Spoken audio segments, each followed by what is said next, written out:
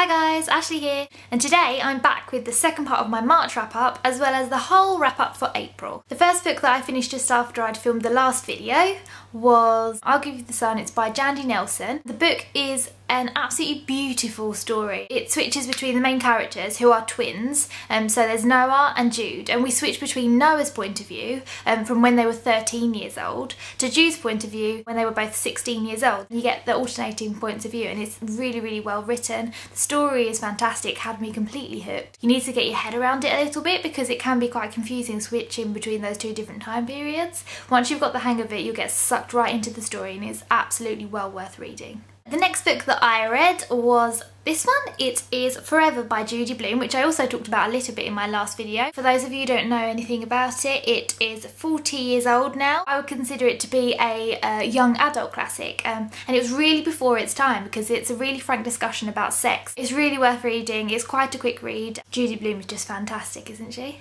The next book I read is actually about sex as well, which was Trouble by Non Pratt. I absolutely loved this book. I read through it within a matter of hours. It is about a girl called Hannah who's pregnant and she's only 15 years old. It's a bit of a tricky situation with the father of this baby. So this guy Aaron, who is new to the school, he steps up and offers to pretend to be the dad of the baby.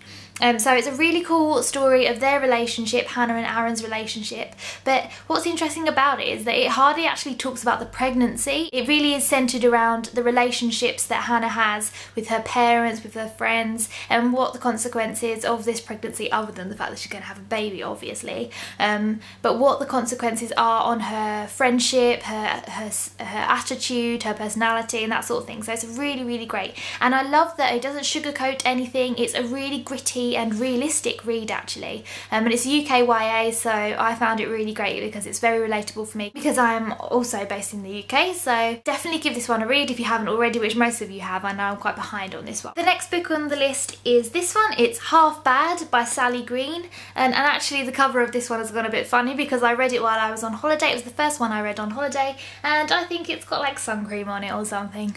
Whoops. But this one is a really interesting book about witches. It's got a lot of hype and I think I went into this one expecting more than I got, but that doesn't mean that it was a bad book. It just didn't quite live up to my expectations.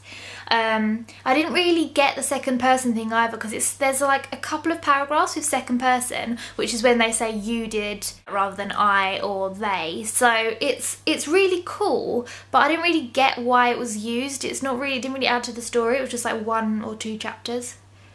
I don't really know, but I think that's why it's been talked about so much, because it is different. But is it really different in a good way? I'm not sure. It's not a bad book, I just didn't find myself really hooked on it, although I did really like some of the characters, especially Gabriel and Ellen. So I'm really excited to read the next book in this series, which I think is called Half Wild. Is it called Half Wild? That is definitely going to be one that I'll read. It's not like I'm going to just end the series. I gave it 4 out of 5 stars in my review, but yeah, it definitely didn't quite live up to the hype for me, I'm afraid.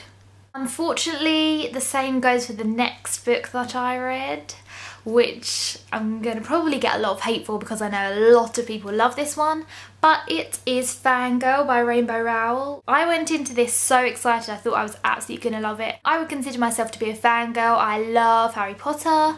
I love McFly. You know, I'm a fan of a lot of things and I would consider myself to be a fangirl. So when I started reading this, I was just expecting something really brilliant, and all of the hype it's got is, you know, I'm sure you've heard, but I don't know, nothing really happens in this book. It's kind of boring. I'm sorry. I gave it 3.5 stars out of 5, but I don't know. It's not like it's a bad book, but I just don't get why everyone loves it so much. Really, I found Kath to be quite boring.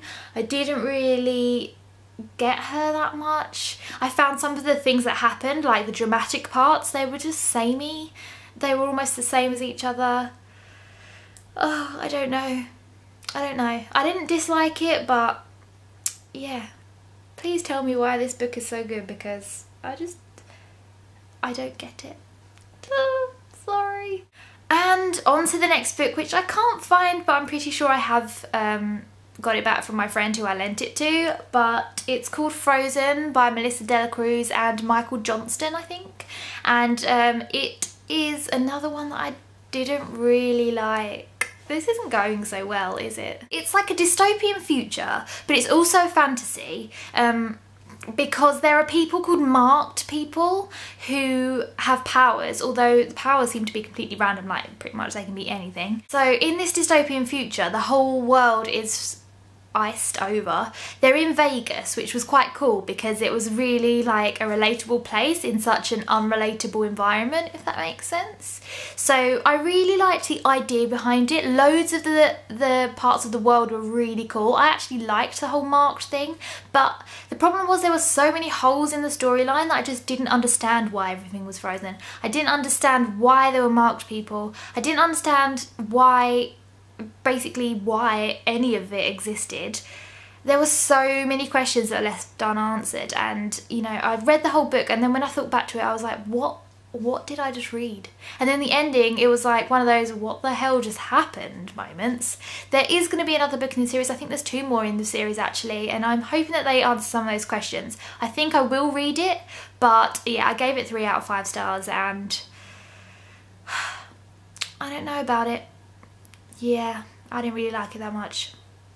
Sorry. So finally I can now talk about a book that I did really like, and that is The One by Kira Cass. Now, I know that these aren't the best books ever written and the storyline isn't the most original. It's got a love triangle, it's got a bit of insta-love, it's very girly, there's a lot of cliches, but it is such a guilty pleasure. It's so good.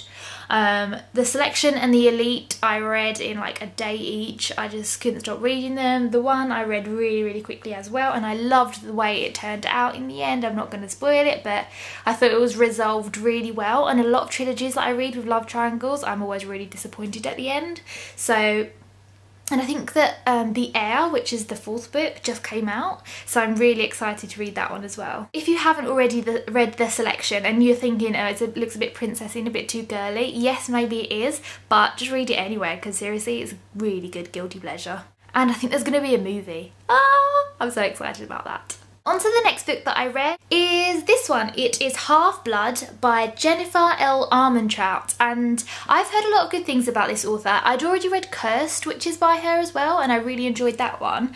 But this is quite different. It's like about demons, and it's about like demon hunters and people that have powers as well, and it's a really good book. You know what I liked about this book is that it's got such an addictive writing style, and the romance in it, and that it's just sexy and addictive. You're really rooting for the romance and the relationship that's in this. I also really enjoyed Alexandria, the main character, or Alex as she calls herself. She's quite feisty and a really cool character, and I wouldn't say it's not like the best book I've ever read, but it's definitely worth reading. It's one that I got sucked quite well into. I'm really looking forward to reading the next one in this series, and I really like this book. The next book is Lobsters by Tom Ellen and Lucy Iverson, and this book, I think it might be one of my favourites out of the lot.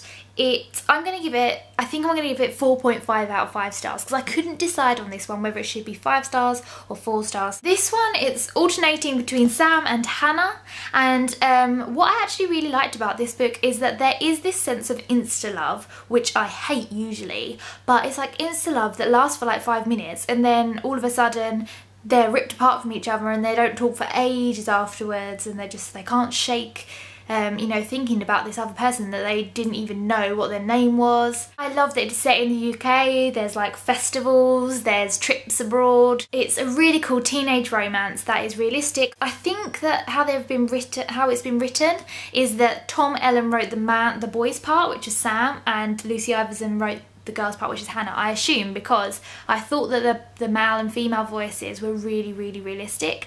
And you know how if you ever read a split narrative that's by one author, it can get really confusing about which character you're reading at a time? That didn't happen at all in this book. The only thing I would say about it is that it has quite a lot of swearing in it, and if you don't like that, then you really do not want to be reading this book because it's even got the C word. Next on the list is this one. This is just a proof, so it's not the final cover, but it is called The Haunting of Sunshine Girl by Paige Mackenzie. So this is the one that I also spoke about in a recent video. Paige Mackenzie does the Sunshine Girl YouTube channel. It really scared me. I had nightmares. It's not the scariest book ever, but there are quite a lot of scary parts in it because it's all about paranormal stuff and scary. I really liked the characters, although I would say that that was one thing that I thought was quite weird. There's hardly any characters in this book. Like, other than the main characters and a couple of extras that do have quite an important part of the story, I don't think there's any other names that are even mentioned. So it was like a really small group of characters in a very small world. I didn't really understand why Sunshine didn't make any other friends. Okay, she's pretty weird because she can see ghosts, but that doesn't mean that she's not going to have any other friends. I don't know. But I did really enjoy it. I read it quite quickly. And if you're looking for a horror or a thriller kind of book, something a bit scary, this one is definitely well recommended. And the final book that I just finished reading is Roomies by Sarah Zar and Tara Altebrando. So this is another split narrative. It basically consists of the relationship and the exchanges between these two girls that are going to uni and they're going to share a dorm room. So during the summer they talk about, you know, they email each other and get in touch because they talk about what's going to happen when they move in together in the summer. They've never met before. I liked the contrast in their lives. So the first girl, Elizabeth, who calls herself EB, she is an only child, her parents are divorced, she basically feels quite lonely in her life, her family isn't exactly close-knit, whereas Lauren has the opposite. She's got loads of younger siblings, her parents are still together and they absolutely adore her, and she's got a really tight-knit family that sometimes she feels is a bit too oppressive, a bit too tight-knit.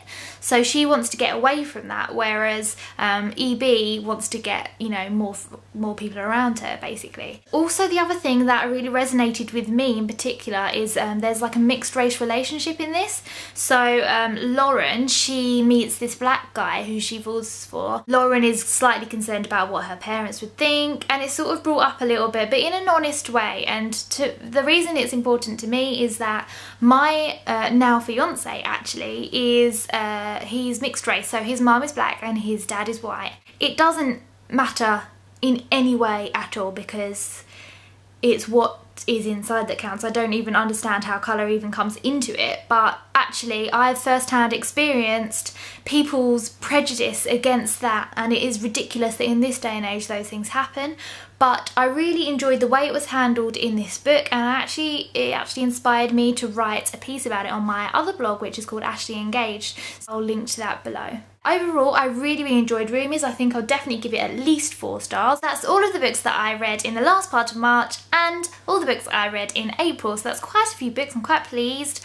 Apparently, according to Goodreads, I'm ahead of my challenge. Woohoo! I'm trying to read 1 book a week. I hardly got any books this month because I tried to resist buying any or requesting any from publishers. The books that I did get were this one, Summertime by Vanessa LaFay. I think this is one of the Richard and Judy book club books, and so I'm quite excited to read it. It's about like lots of people's lives that were affected by a hurricane. The next book I got was also an adult book. This one is Nicola Doherty, Girls on Tour. So I've already read another book of hers which was called, what was it called? If I Could Turn Back Time. Was it called If I Could Turn Back Time? Something like that. Anyway, so I'll link to the review of that book below, but this is her new book, Girls on Tour, and I'm excited to read it because it looks like a really fun, girly read. But again, it's an adult book, so those two are both adult ones, which is quite unusual for me. The third book that I got, and this one is one that I bought actually for my boyfriend, is Lies by Michael Grant, which is the 3rd book in the series, which is the Gone series. Really great dystopian series with powers and all sorts, so it's pretty exciting. So there you have it. That's my wrap up for the end of March and April. I will see you again very, very soon, so thank you for watching. Bye!